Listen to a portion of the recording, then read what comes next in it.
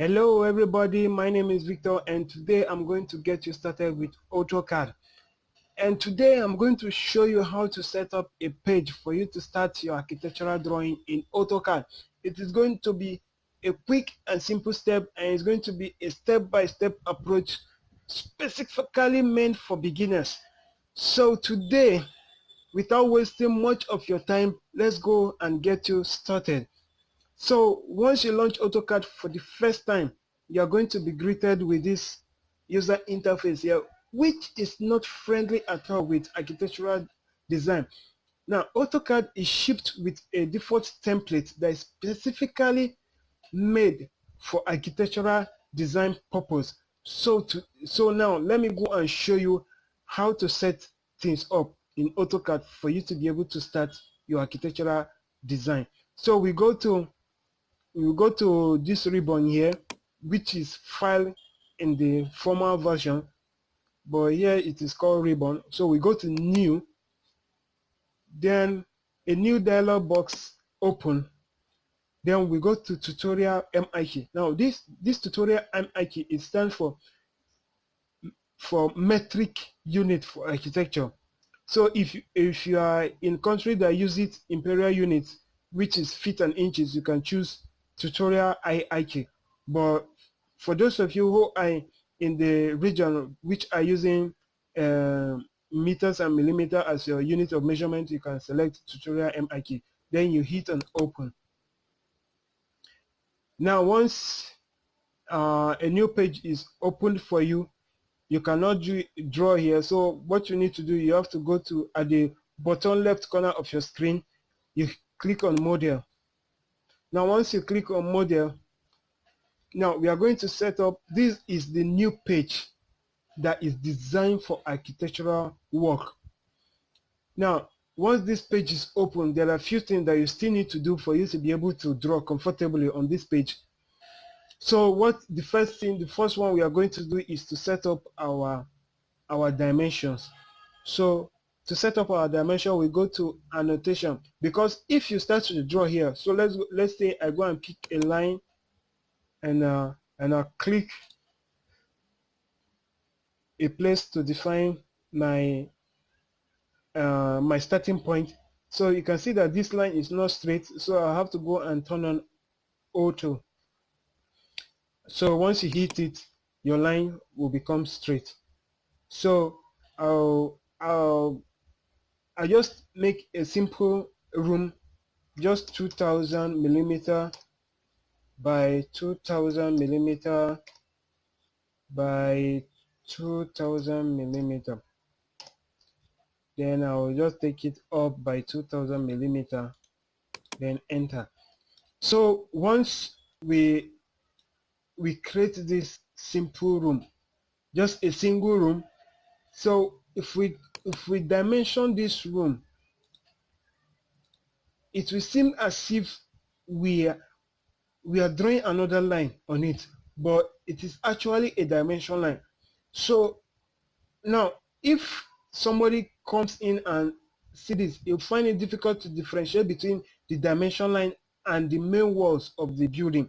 So what we are going to do, we are going to set up this page properly for us to be able to differentiate between the dimension lines and this one. So what we are going to do, we are going to annotation. So click on annotation, we go to dimension style. So once the dimension style manager opens, we go to modify. Now once the modify dimension style dialog box open, you see this space here is for preview. In this place, you can preview all the changes you are making to your dimensions.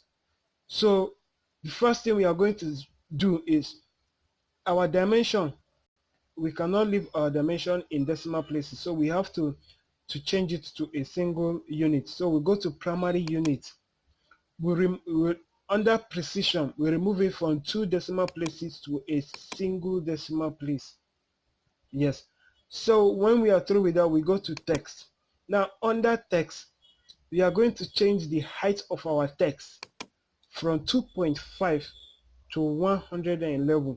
Now this is optional. You can choose any value of your choice. You can choose 500, 1000, 150, depending on what you want, but something that will make the height of the text to be big.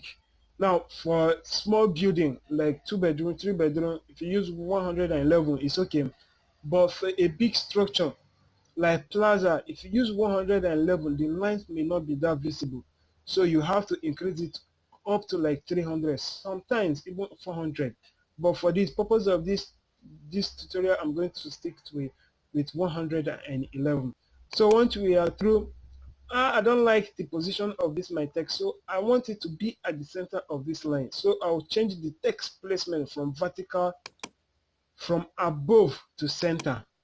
And then my text is now at the center. This is what I want. And I'll go to text and symbol.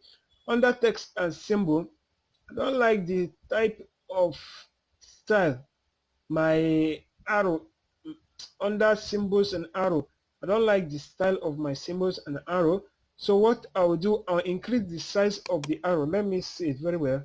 111, like I say, this is my choice of value. I don't like this design, so I'll come here under close field. I'll just click it. I'll change it to architectural tick. I think this is what I want. So once I change it, I'll go to lines. Now under lines, we can change the color of our line to anyone that we want, but I don't want to change it. You can change the line type. Either I want it to be dash dash dash, or you want a single straight line. Either you want your line to be very thick or extra thick. You can change it from here. I want my line to extend beyond the thick, so I want it to extend to this place. So what I'll do, I'll change the value from 0 to 111. Like I said, this is my number. You can change yours. You can see this the preview. So, and I want this one as well to extend beyond this one, so I'll go to extend beyond dimension line. So I'll highlight this one and change it to 111 as well. Now if you are typing your value, do not press enter. If you press enter, AutoCAD is going to assume you are saying okay, and it's going to close this place. So once you are through with your value, you just click an empty space or any empty box that you see. You will see your update immediately. So once you are through, like I said, you can change everything from the color to the line weight if you want. If you don't want your line to continue, you can untick this one. It will not continue. You can tick it. I don't want. So if you want it to stand alone like this, so all depending on what you want, but these are the basics. So for your arrows and your text, you can change your text color here. The color of your text, you can change this if you want it to be red. Let's say, let me leave it to be red. So once you are through, you just hit OK. Now once you click OK and you come back to this place, now if you dimension your floor before, what you need to do, you have to click set current. And what this will do is that any changes that you made to your dimension, now is going to update update the setting to your dimension. Now if you don't click on set current, now you have to redimension your plan afresh before the new changes that you made will become effective. Now let's assume you dimension a whole plan and you make changes and you not click this. It's going to be a pain. The time, imagine the time wasted. So remember to click set current and click on close. Your new dimension will be updated immediately.